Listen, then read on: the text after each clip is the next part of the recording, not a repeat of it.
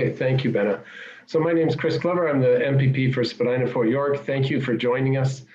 This is the second session that we're doing today. It's an information session on the Ontario line. We've got several Metrolinx staff here. I will let them get into it pretty quickly because we've already received a number of questions. If you do have a question as you're watching, you can just put it in the comment section, whether it's on YouTube, Facebook, Twitter, whatever streaming service you're using for this, or whatever platform, you can just type that into your questions into the comment section, and they will get forwarded to us, and we'll add them to the list. Let's see. So we are going to have a presentation for about 20 to 25 minutes from Metrolinx. They'll go through the section of the Ontario line that will be running through our riding of Spadina-Fort York, which goes from Liberty Village over to the distillery area. And then we'll open it up for questions.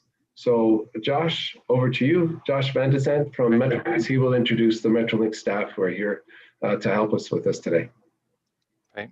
Thanks so much, MPP Glover, and it's such a privilege to be with you. And we've had the opportunity to speak with or correspond with over email. We're spending a lot more time on our computers these days.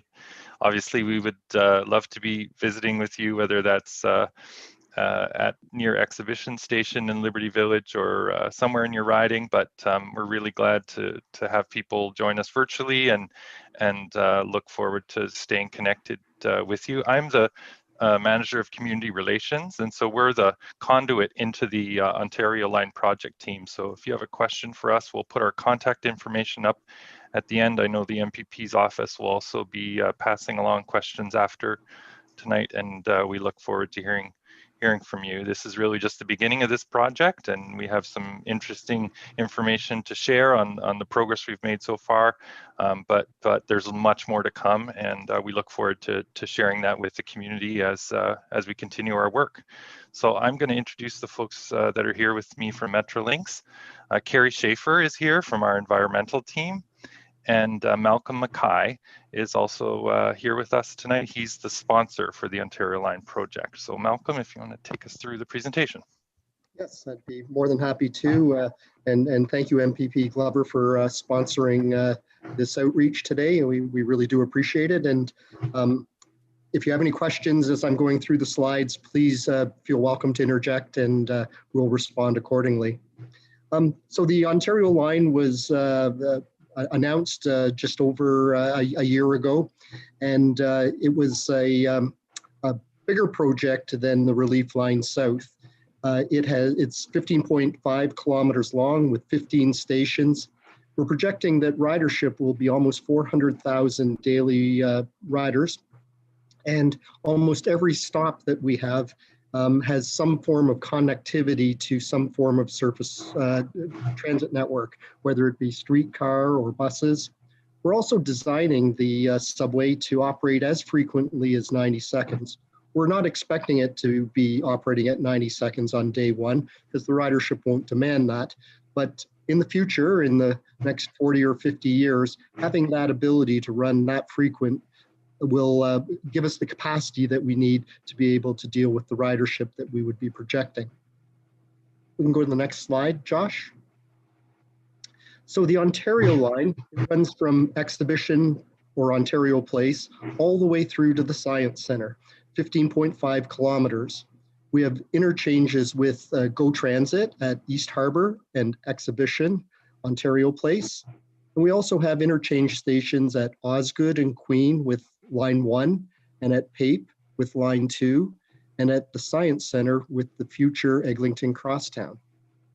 This solution that we put together as Metrolinx services the Liberty Village area to the west, and then immediately expands north beyond Pape to the Science Centre to provide more relief to Line 1, which is very important and desperately needed. We go to the next slide. So our modeling shows that at Yonge and Bloor Station, the improved Ontario Line will cause a 19% reduction through Bloor Yonge Station. Because of our interchanges with GO Transit, we'll also have less crowding in Union Station of approximately 16%.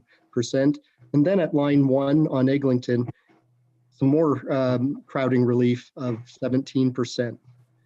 The northern section of the alignment goes up into the Thorncliffe Park and Flemington Park areas, which are priority neighborhoods needing higher order transit. The travel times will be greatly improved, almost half coming from those locations. And then even the time between Pape and Queen will be improved. And out into Liberty Village, your constituency, there'll be higher order transit to service that vital neighborhood. Go to the next slide, Josh. So we're in the throes of finalizing and working on our designs. What we have decided in order to deliver this project is we've broken it up into 3 very large contracts. The first contract is the Rolling Stock Systems Operation and Maintenance Contract, or we call it the ROSM contract. They'll be providing the vehicles, the rails, the systems, and they'll have a 30-year concession to operate and maintain the subway line. The next part is the heavy civils, stations, and tunnels contract, and we've broken the project up into 2 parts. The South Civils, Stations, and Tunnels, which runs from Exhibition through to the Don Yard, and then which is right around the Don River near East Harbor Station, and then the Northern Civil Stations and Tunnels, which runs from the Don Yard all the way up to Ontario Place. We also have a number of early works which we'll be undertaking to enable those 3 big contracts to be seamlessly delivered. The 3 early works contracts include work at Exhibition Station, where we have an interface with Go Transit. We also have the 2 bridges over the lower Don River, which is, as you know, a very complex area and has a lot going on there. The Gardner Expressway replacement, East Harbor Station, multiple utilities are down there. It's a very busy area. And we also have the joint corridor, which runs from East Harbor all the way up to Gerrard, which will also be built as part of the early works package. We'll go to the next slide, Josh.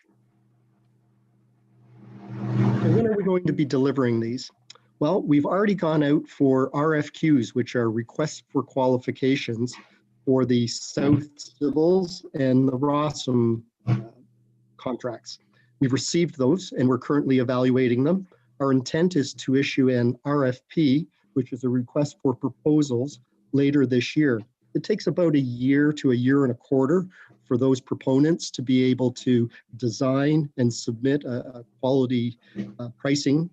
And we're expecting to award that work in mid-2022. Around that time, we'll also go through the same process for the North Civils and Stations project. We expect construction to start, major construction to start in 2023. Our early works is currently in design, and we're expecting that to go into construction this summer in 2021. We have an environmental assessment process that is going on now, and Terry will talk to that in a few moments. But all through this, for the duration of the project, we're going to have these sort of outreaches and public reviews and comments available, and this a very thorough engagement strategy going forward. Next slide. Trains and technology, we're really quite excited about this. Running at the 90-second intervals, if it's required, means that we don't have to buy the 150-meter trains that are common on the TTC. We can actually use 100-meter trains or even 80-meter trains. These trains are being fully automated, so they're driverless trains. It's called GOA 4, Grade of Automation 4, which means there's no driver. But when we do that, we also have to have platform edge doors located along all the platforms to make sure that people don't intrude into the rolling area of the trains. It also means that we have to have very precise stopping of the vehicles. The vehicles are going to be new modern technology and all computer automated so that the braking and accelerations all happen seamlessly without human intervention. Next slide. I'll pass this on to Carrie to talk about the environmental program that we're undertaking now. Carrie? Thanks very much, Malcolm. So as Malcolm indicated, I'm going to give you a bit of an overview of where we are in our environmental assessment process and what we're projecting for the year ahead.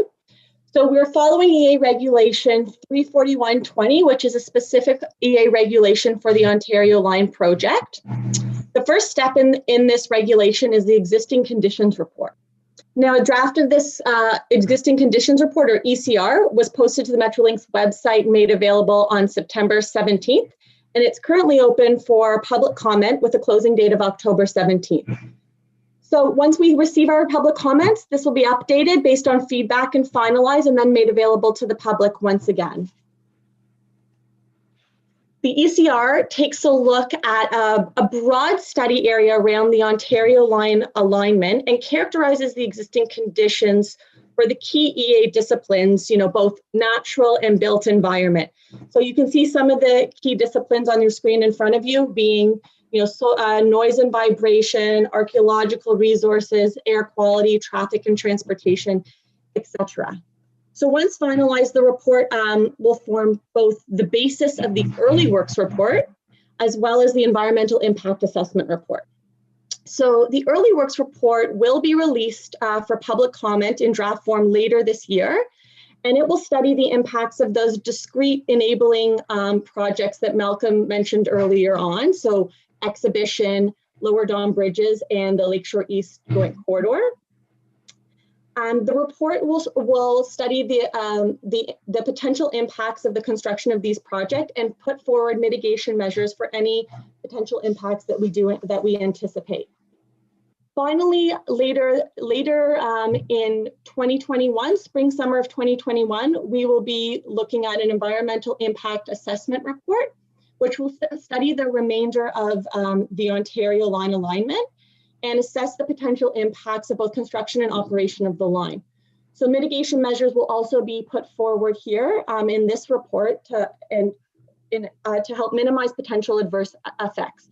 So again, a draft will be shared spring, summer of 2021 and for public review and comment, and this will then advance for Minister of Environment review and clearance. So that summarizes the status of the environmental assessment, and I'll hand it back over to Malcolm. Thank you, Carrie. Very much appreciate it. Josh, next slide. So what we've done over the last few weeks is we've provided neighborhood updates. We've broken the project up into 4 parts, the west, the downtown, the east, and the north. And we're in the throes of launching all of these websites and sharing information as it's been developed over the course of the last few months. This is a good time, Josh. Maybe you could just talk about the public outreach and how we're engaging with the public and the elected officials and some of the business improvement neighborhoods. Sure. Thanks, Malcolm. Yeah, like Malcolm said, we're forced to rely on a lot more online engagement than we typically would. It's always a practice of ours to make sure that information is available there, but it's not a possibility to have large group gatherings in person. So we've taken some extra time to take the information, these maps that we're going to walk through now, and take it and break it down on the website so it's easy for people to go through. And there's also lots of different ways you can provide feedback. You can comment right on the website so other people can see. You can send us a question directly, and there's opportunities like tonight with MPPs and others that we'll be setting up to have us talk about the project a little bit more. We started by going around and briefing our MPPs and councillors along the alignment alignment and meeting with community groups. And over the last about week and a half, we've been talking to the business improvement areas, talking about, you know, what same kind of information we're sharing with you tonight, but also looking at, you know, what's the impact going to be on their business and how can we work together to make sure that that's minimized. So it's still early stages of the project, but we're really eager to get people some information and give them an opportunity to ask questions as we move through these early stages and incorporate their feedback as we go. Super, Josh. Thank you very much. This is the bespoke part of the deck where we're going to talk about the west and the downtown sections of the Ontario line. The west runs from Exhibition to Queen and Spadina Station. As you can see from the map here, what we've done is we've created a more direct route between Exhibition and Queen and Spadina. By doing so, we've removed some of the sharp curves associated with the alignment, and we've got a more direct route which saves travel time and wear and tear on the equipment. We go to the next slide, Josh. This is Exhibition Station. What we're doing here at Exhibition Station is we're building the new Ontario Line station on the north side of the GO corridor. This station will have direct accessibility to Liberty Village and the ability for Liberty Village residents to directly access GO, the Ontario Line, and Exhibition Place. So all of the amenities that are at Exhibition will be directly accessible now to that community. Next slide.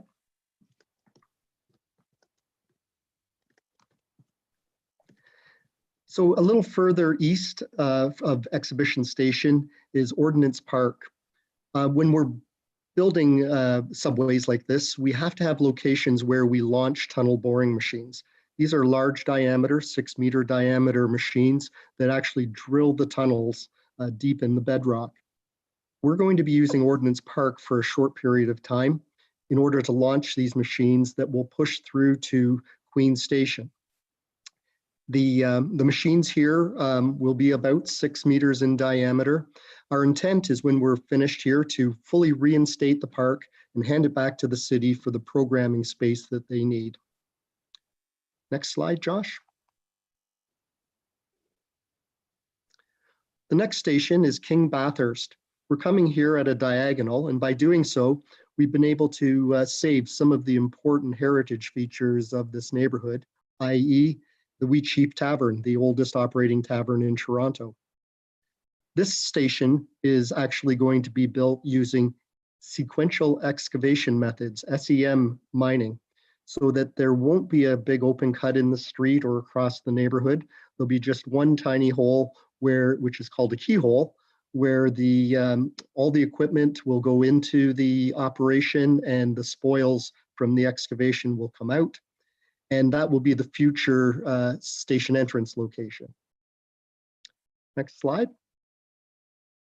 As we turn the corner, we come to Queen Spadina.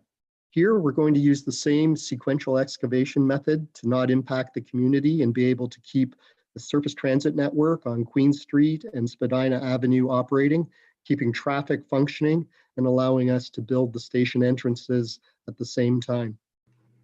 This is a good example of great connectivity with the surface transit network. Okay, Malcolm, I've got a couple of questions here that are sort of sequential with your presentation. So the first one is from the West End, and it says and so I'll just ask a few questions as we're going, and then we'll take the bulk of the questions at the end of the presentation. But a number of condo towers are nearing completion on East Liberty, at Ordinance and Strawn as well. And construction is imminent at King Street West and Strawn. And the only north-south road is Strawn, and it was reduced to one lane in each direction with bike lanes on either side. It serves not only local residents, but as a major artery connecting Lakeshore and onto the Gardiner. Why is there no station at Strawn Avenue? There are many buildings going up in the area to serve residents, and this would relieve the pressure on the King streetcar. So the distance between stations is quite important to us when we're operating a subway. If they're too closely spaced, We don't get up to the top speeds of the subway, and it's hard on the equipment. And what we do is around each station we draw walk sheds. So we expect to be able to capture people, and these walk sheds actually overlap slightly as we go from station to station. So we did look at the locations here. The exhibition station is a very important station with its connectivity to GO Transit, as well as a destination and servicing Liberty Village. The next walk shed landed at King and Bathurst, where there was excellent connectivity with the King streetcar, which is already overcrowded. And this station there would provide an ability to relieve the congestion that's currently on the King Street streetcar. So between the two was just too close for us to consider putting a station in. As well, we're running on the diagonal now. It's a slightly shorter distance between them and faster for the commuters that are on the subway. And I've got one other question that's relative to the area you were just talking about up at Queen and King. So regarding stations like Osgoode and Queen station stops, how will this affect the existing train service during the construction? And the station at King Street, how long will the intersection of King and Bathurst be closed? Okay, well, very good questions. So first, the King Bathurst, while we've got it up. So again, we're doing sequential excavation method construction, which is a mining operation. So our expectation is that there will be no closure at Bathurst and King. There might be lane reductions at times necessary for staging materials in and out. But the expectation here is that the traffic impact will be minimal because of the type of construction that we're going to be doing here. Okay. And then the other was about Queen Station. Right. How will it affect existing train service? Right. So at Osgoode and Queen, the Ontario line are below the line 1, and we're going to be able to mine underneath or push a tunnel boring machine underneath those stations without affecting the operations of the TTC at all in those stations. It's definitely one of our goals, and it's an objective that we must meet. Because line 1 is very important to the life of Toronto. Okay. I might just add a little geology. Toronto has a layer of sandy silts that are on top of a very competent rock called shale. And when we were designing this, we were looking at either putting the tunnel boring machine in the soft layer, which would have been relatively shallow, and we would have interferences with foundations and utilities, or go a little bit deeper and be entirely in shale, which is very competent and will allow us to progress work quite quickly.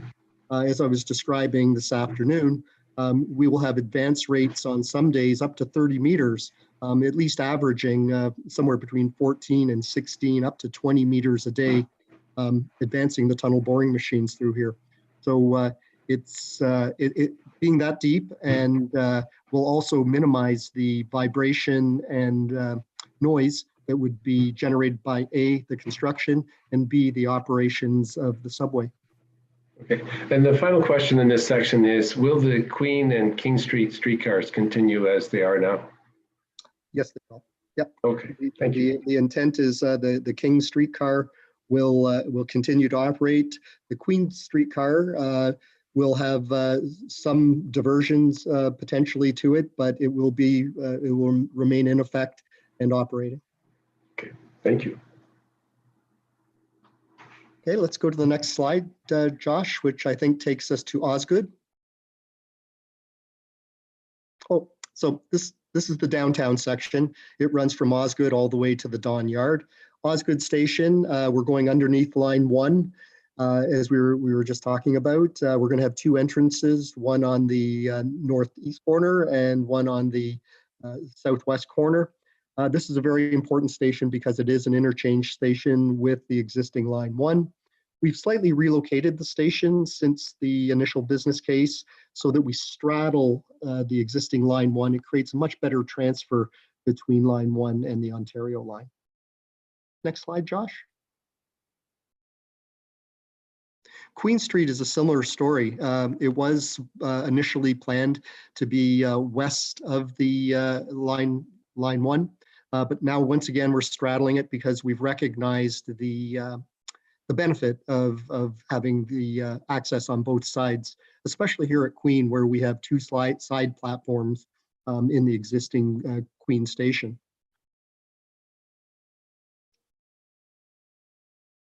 There was a question earlier today about Queen Station, and it was regarding the Queen streetcar tunnel. So long ago, when Queen Station was being built, it was planned that a streetcar, underground streetcar, would go underneath Queen Station. We're actually utilizing that space to be able to put connectivity underneath the existing Queen Station to allow us to get up to the two side platforms. So it was fortuitous that our early builders decided to do that. There's actually a similar condition at Osgoode, but it's not as well developed or built. It's just roughed in. This is Moss Park. Here at Moss Park, we're once again moving the construction out of the right-of-way so that we don't affect the streetcar. It allows us to do an open cut type construction. It allows the neighborhood to remain animated and traffic to flow easily. We're going to be installing a entrance on the northwest corner of Sherbourne and Queen Streets. And this station will serve the priority neighborhoods to the north. Next slide, Josh. So this is Corktown Station. Something to remember with station naming, right now the names of the stations are just working names. We'll go through quite a process with the communities, with the elected officials and TTC and Metrolinx to finalize the names of all the stations so that they represent the communities through which they're running. This is another good example where we're minimizing impact to the communities by moving the construction out of the roadway and out from underneath King Street into a future development site that was going to be opened. And by doing so, we'll greatly reduce the impacts to the community. This is also a very interesting area because we're going to be launching a tunnel boring machine from the area just south of the subway box, right around where the 2 is. That area is very interesting. It has a unique history. It's the first Parliament site where the first Parliament buildings of Canada were. They got burned down and they were replaced with the second Parliament buildings in Canada.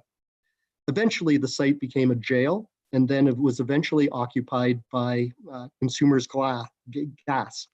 When Consumers Gas was there, they disturbed a great deal of the site, but there's an area in this site that we believe holds great heritage and archaeological remains, and we're going to be unearthing those as part of our project and clearing the site of all those artifacts, and we're going to be using them and displaying them as a bit of a statement in this area for this station. So we're excited about the opportunity that this actually unlocks for us to finally unearth the remains of the first Parliament in Canada. Okay, actually, I have a quick comment from a viewer here. He says, you know, you've named this Corktown Station, but he's suggesting he would prefer it to be called First Parliament Site. Is that a possibility to change the name of the station? It absolutely is, and that's what the naming process will go through is getting that sort of input from the community and getting the right names to reflect the community that we're in. We like that one as well. Okay, thank you. Okay, got a few voters for it. Super. We can go to the next slide, Josh. So as we turn the corner, we come down past the distillery district and into the Don Yard area. This is the area where GO Transit stages their GO trains in the afternoons so that they can deploy from here to go to their destinations. We're going to come into this area underground, and we're going to build 2 portals, one on each side of the 4 tracks. These portals are the exit points from the underground to the above ground. And from here, we'll continue east across the 2 Lower Don bridges over to East Harbor Station and continue on up to Gerard, where it'll dip back underground and continue effectively up to Ontario Science Centre. Next slide, Josh. This is the point in which MPP Glover will hand it to you for some more questions.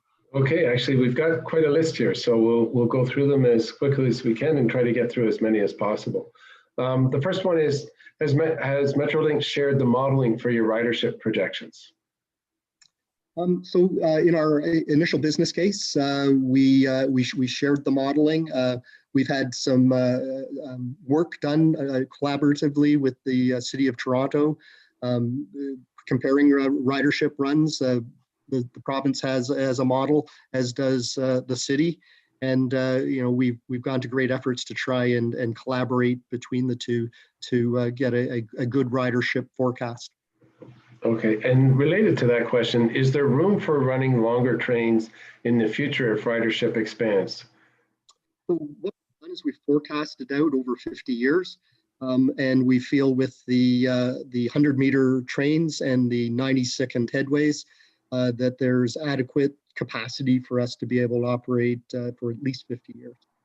For 50 years, okay. And when do you expect this project to be complete? So our current projected completion is no earlier than 2027, but as I talked about earlier, we have 3 major contracts that are being issued: the South Civils, the North Civils, and the ROSM. We're encouraging those bidders to put forward to us the most realistic yet aggressive schedules possible, and we're encouraging and rewarding that sort of response. So when we get our pricing and our contracts closed, we'll have a firm schedule, but that's the schedule that we're working to. Okay, and the next question is, what about emergency stops and braking? And this is a direct quote. I'm thinking of emergencies such as potential accidents, jumpers, which we all know happens. Right. Well, that's one of the beautiful things about a GOA4, a Grade of Automation 4 system, is that the entire line is cut off from the public. Through the stations, we'll have platform edge doors, and the train will pull in, and those doors will open, and you'll get on and off the train. So the ability for someone to jump in front of a vehicle will be significantly reduced. These are full height walls, so it would require someone to do some major vandalism in order to get into the running track of the subway.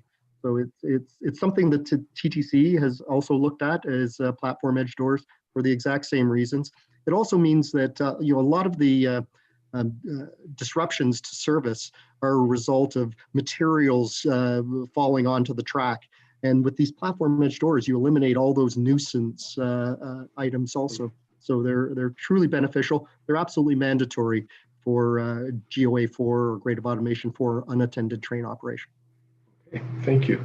The next question is, will the condominium buildings on the route feel the vibrations of the passing trains?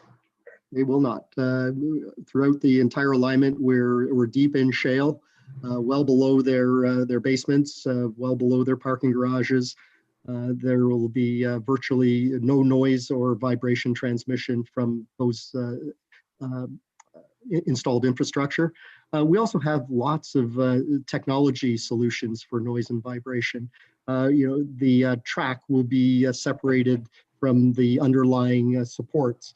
The noise and vibration of the wheels can be moderated with the new trains that we'll be buying.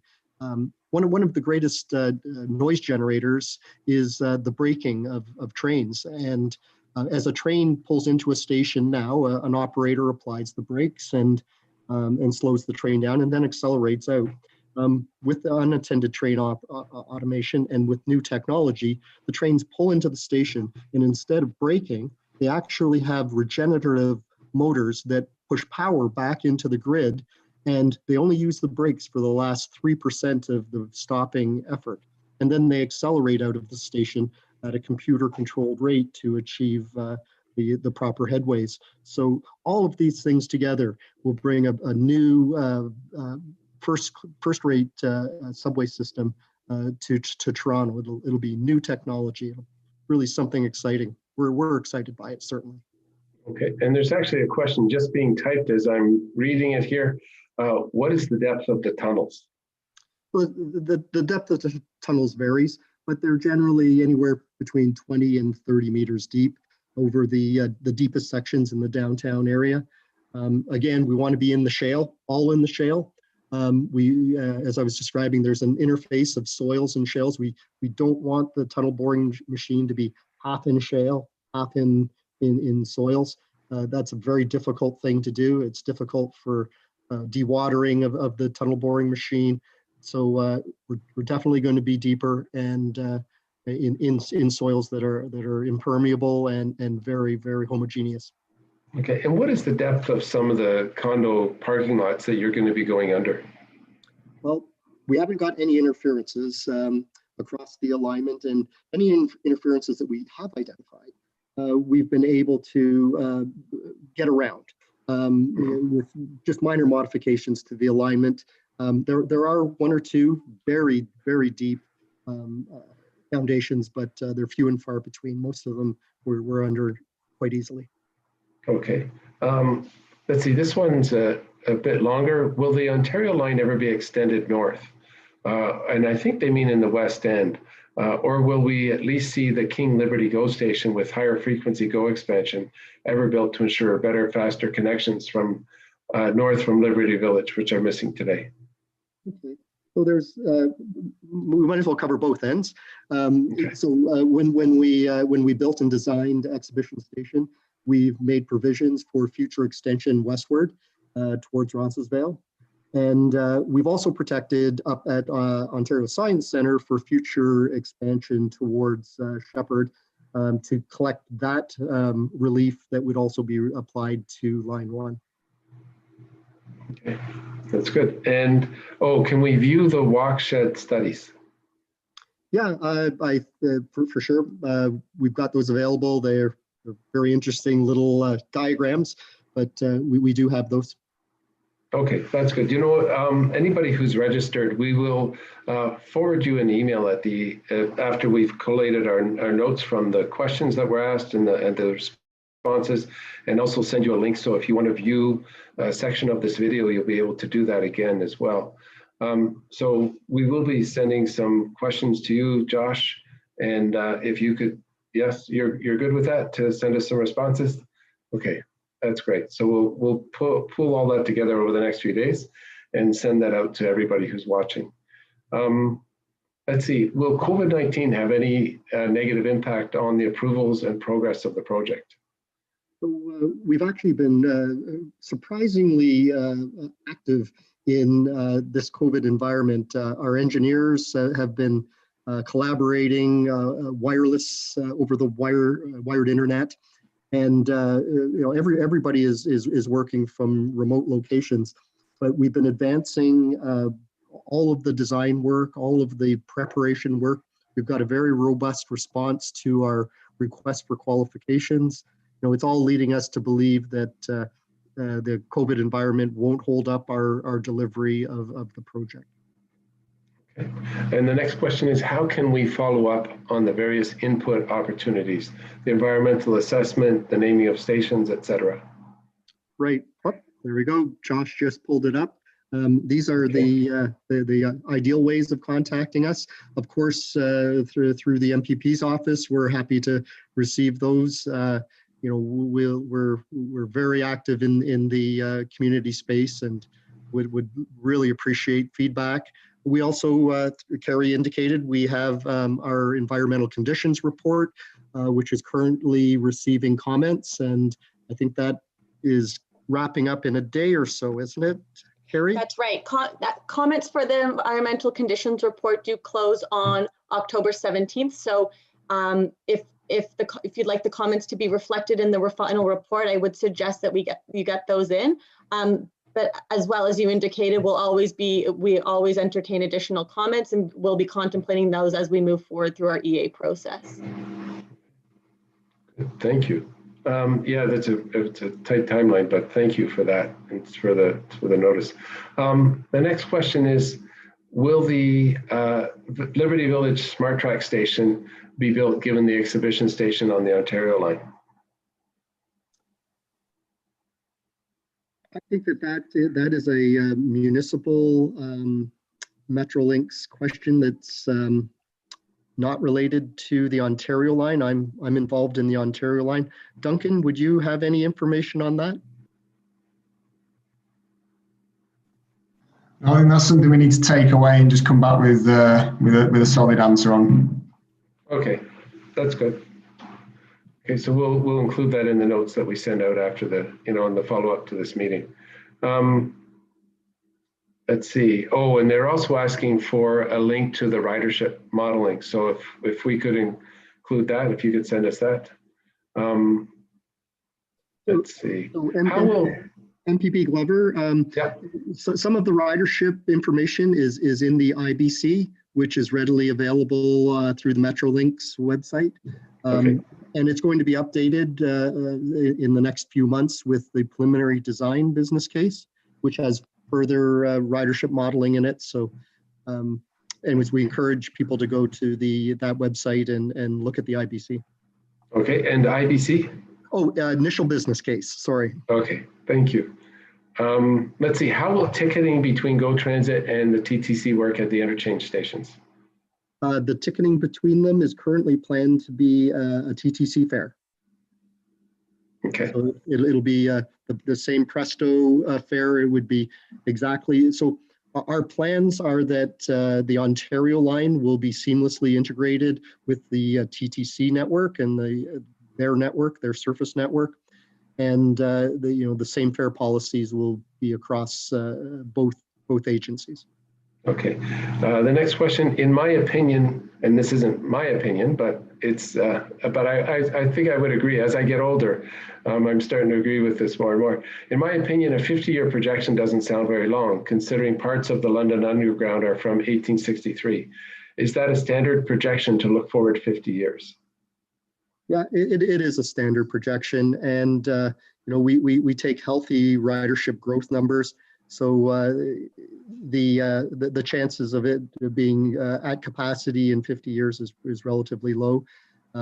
It probably will last much longer than that without being at capacity. And every subway will eventually get to capacity, and there's always a next big project that will be built in Toronto to improve the transit network. And we're always looking forward to the next project. I'd probably just add to that, Malcolm, that the sort of economic horizons for transit planning tend to be around 30 to 60 years on a global scale. Things do change in urban environments and suburban environments over that time, so it's a recognised milestone. And the next question is, where can we see planning for extending further west? Exhibition Station is far south. It seems any extension west would be too far south to be useful for a lot of people in the West End.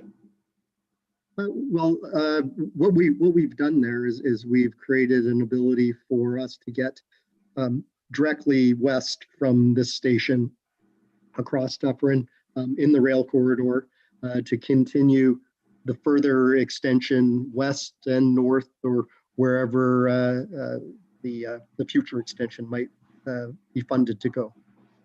Okay. And is it too late to have a stop near City Place?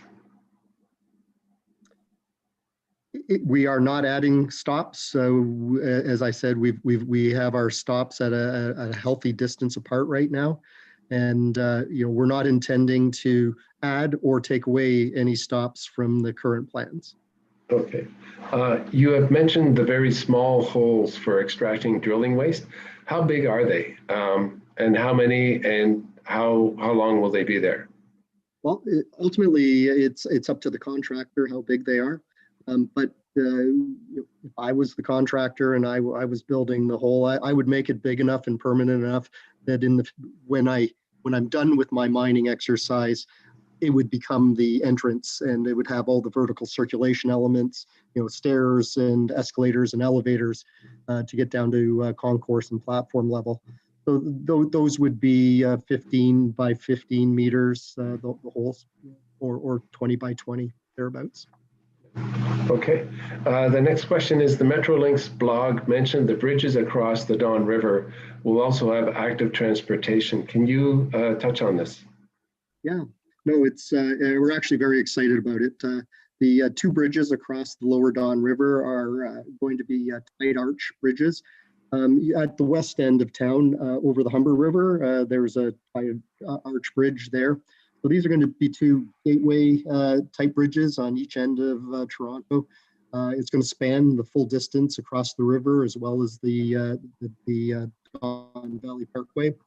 And it's going to be a great gateway. And each one of those bridges will have one multi-use trail and one pedestrian trail on them to provide connectivity across what is otherwise a barrier to pedestrian cycling and active movement. Okay. And the next question is, we have, and this is partly for you and I think partly for me, because it's both a political and a bureaucratic question. We have a long history of projects being canceled by subsequent governments. To prevent this, severe penalties were included in the Highway 407 contract. Will there be severe penalties for cancellation? Will the 2022 contracts awarded in 2022 be before or after June, the June 2022 election? So the intent is that we'll be awarding these in Q1, Q2 of 2022. The project is a needed project. We all know that. It provides incredible relief to a way over congested Line 1. It's been endorsed by the City Council. It's provincially endorsed, and it has broad support throughout the communities that we're going to be running through. So this is a much needed project. It has momentum, and I don't think that there's anything that's going to get in our way of initiating these contracts and getting construction underway.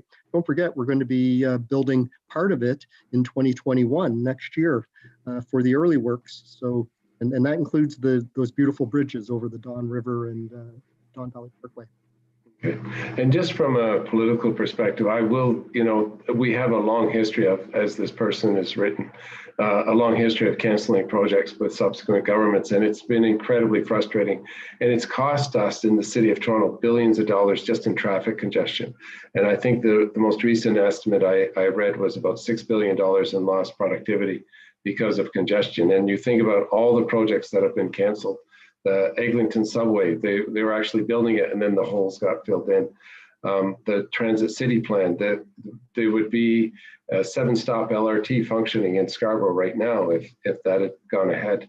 It is, and even the relief line, the relief line was ready to go, 2 years ago, and now it's being replaced with this. So I understand the frustration of the person who wrote, and for many of us who live in the city, who, the density of our population in Toronto requires transit, and we need to get transit built. So, if for me as a, relatively new person in a political role, I would say the problem has been there's been too much political interference in this decision. Like, it should just be the politicians should, set the parameters, say this is what, these are the goals we want to achieve, design us the system that's going to move the most people for the least amount of money, and then just do it, rather than all this back and forth, because it does get incredibly frustrating. And I appreciate that question.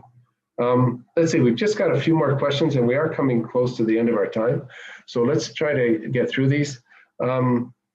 Let's see, given exhibition in West Harbour are meant to be transfers with GO stations and are obviously important to the Ontario line, are there plans to work on fare integration between the TTC and GO, like further than what's already there? Yeah, so there's always an ongoing discussion between TTC and Metrolinx with Presto about fare integration. It's a very active file, and it's being worked on by both agencies at speed right now. So, but they've been working on it for years. So it is a difficult thing to finalize. But I would expect both agencies see the merit and to the customers, which is our ultimate goal of some form of fair integration, and that there is work underway currently. Okay, and the final question is kind of interesting. We're building for the future, but you're talking about building for the future, and the final question is around protecting the heritage. So, and it's actually a couple of questions, but I'll combine them. How will the design and construction affect our heritage street and buildings, especially Queen West and West Queen West, and also King and Bathurst? Yeah, so all of those neighborhoods, we've recognized the heritage nature of the neighborhood we're in. So we're minimizing our footprint with our station entrances. We are using construction techniques which are not invasive to the street and to the buildings that they're going to be under. There's a great deal of effort that goes in. Carrie and her team, as part of their environmental assessment process, will certainly be looking at all the heritage structures across the alignment and insisting their protection and treatment throughout the alignment. Yes, that's right. Thanks, Malcolm. And I would add that as a part of the existing conditions report, there is a pretty lengthy cultural heritage report appended to that. I would encourage anyone who's interested to have a look at that. We've gone to great lengths to characterize all of the heritage attributes and the heritage resources in the Ontario Line study area, so that we know exactly where they are, and when we do our best to inform the designers about avoidance of those heritage resources, and where we can't avoid those, and we do anticipate impacts, that we're employing the best mitigation possible. And more detail on that will be available in the environmental impact assessment report that's projected for next year. So stay tuned for that. Okay, that's great. You know what, and we'll include those links. If you could send us those links, we'll include them with the mail out that goes out to everybody who's participated today. Okay. Absolutely. Are there any final comments or words from anybody here at Metrolinx? Well, first off, we would certainly like to thank you for the opportunity today, MPP Glover. Your ability to organize this and transmit it broadly to your constituents is really appreciated. And we hope this is the beginning of a long relationship with you and your constituents and our customers and the neighborhoods through which we run. And we look forward to growing this relationship. Josh? Yeah, we really encourage anybody to reach out. There's no question that we won't try to answer. The interesting thing about a long project like this is we might not have the final answer yet, but you can be guaranteed that we've started working on it and looking into it, and with help from Carrie and other people on the technical team, we'll keep you informed as we go along. Okay. Well, I want to thank all of you for being here. I want to thank everybody who tuned in, who submitted questions. I think this has been a really valuable exercise, this information session. We've had over 200 people view this presentation today, and it's very informative. You've been able to answer every question that we threw at you. So thank you very much for your work and for being here. And we will follow up and continue. I mean, this is the beginning of a long process. So, this is an important first step just to get some information and make people aware that this project is in the works so that they can understand what's coming. So again, thank you very much, Josh, Malcolm, Carrie, Duncan, thank you so much for being here. And thank you everybody for participating who's online.